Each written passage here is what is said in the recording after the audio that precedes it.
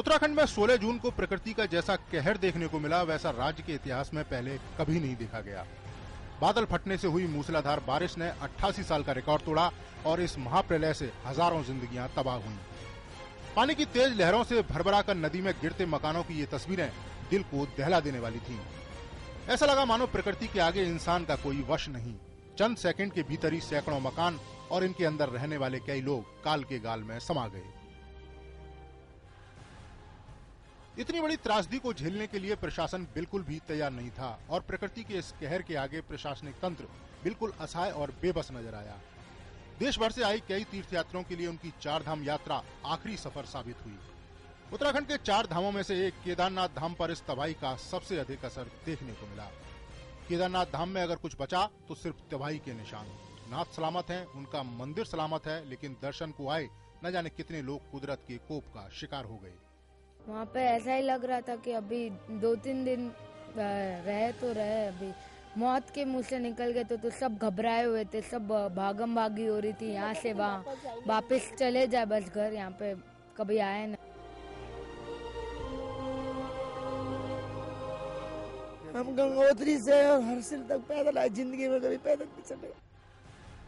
सरकारी आंकड़ों के अनुसार 4,364 लोग देवीय आपदा का शिकार हुए, जिनमें 4,119 लापता भी शामिल हैं, जिनका अभी तक कोई पता नहीं। आपदा की इस घड़ी में वायुसेना ने अभी तक के सबसे बड़े राहत और बचाव के अभियान को शुरू कर हजारों लोगों की जिंदगियों को बचाया।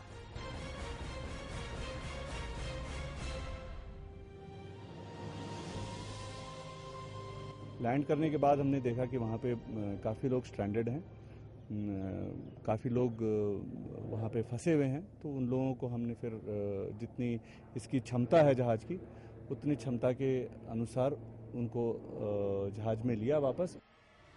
केदारनाथ, बद्रीनाथ और यमुनोत्री के बाद गंगोत्री में भी बड़ी संख्या में लोग फंस गए थे। हर्षिल से गंगोत्री की दूरी करीब 25 किलोमीटर है, लेकिन महाप्रलय ने इस सड़क को जगह जगह से तोड़ दिया। सड़क पर वाहन चलाना तो दूर, पैदल सफर करना भी अपनी जान जोखिम में डालना था। प्रलय के 3 दिनों तक तो यह पता नहीं लग पाया कि गंगोत्री के हालात कैसे हैं। लगातार गिर रहे पत्थर और दुर्गम रास्तों की तमाम कठिनाइयों से पार पाते हुए पैदल ही दूरदर्शन की टीम सबसे पहले गंगोत्री पहुंची। मंदिर परिसर में प्रवेश करते समय हमें सबसे बड़ी खुशी इस बात की थी कि गंगोत्री पहुंचने वाले सभी श्रद्धालु पूरी तरह से सुरक्षित थे। 16-17 तारीख की भीषण आपदा के बाद ये बड़ी प्रसन्नता की बात है कि आज सबसे पहले दूरदर्शन की टीम यहाँ पहुंची है और जिसने मंदिर समिति से जानकारी की कि आपदा के दौरान यहाँ पर लोगों के अंदर क्या व्यथाएं थी और क्या पीड़ा थी। उत्तराखंड में आई प्राकृतिक आपदा से देश उभरा नहीं था कि 12 अक्टूबर को उड़ीसा में आए फैलन ने लोगों की चिंताओं को बढ़ा दिया। लेकिन स्थानीय प्रशासन और आपदा प्रबंधन की टीम ने फैलन से लड़ने की बेहतर तैयारी की थी। लाखों की संख्या में लोगों को उड़ीसा के तटवर्ती इलाके गोपालपुर, जहां फैलन ने हिट किया था, से बाहर निकालकर सुरक्षित स्थानों पर पहुंचाया गया। देश स्तर पर जिस प्रबंधन के तरीके से फैलन से लड़ा गया, उसकी अंतर्राष्ट्रीय स्तर पर काफी सराहना हुई।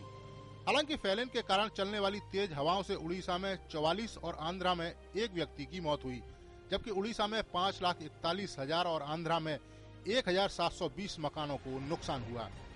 फैलन का असर यहीं पर नहीं रुका। उसके बाद आई बाढ़ ने उड़ीसा के बालेश्वर, मयूरभंज, पुरी और भद्रक में काफी नुकसान किया। अक्टूबर में जहां उड़ीसा में फैलन की दस्तक थी, तो वहीं अगले ही महीने नवंबर में आंध्र प्रदेश के तटीय इलाकों में हेलन ने दस्तक दी। हालांकि फैलन से निपटने के बाद हेलन की भी तैयारियां पूरी थीं, जिस कारण इसका ज्यादा असर नहीं हुआ। लेकिन फिर भी 6 लोगों की इसमें मौत हो गई और दक्षिणी आंध्रा के सैकड़ों गाँव बिजली के खंभे टूटने के कारण अंधेरे में डूब गए। Neeraj Singh, DD news, Delhi.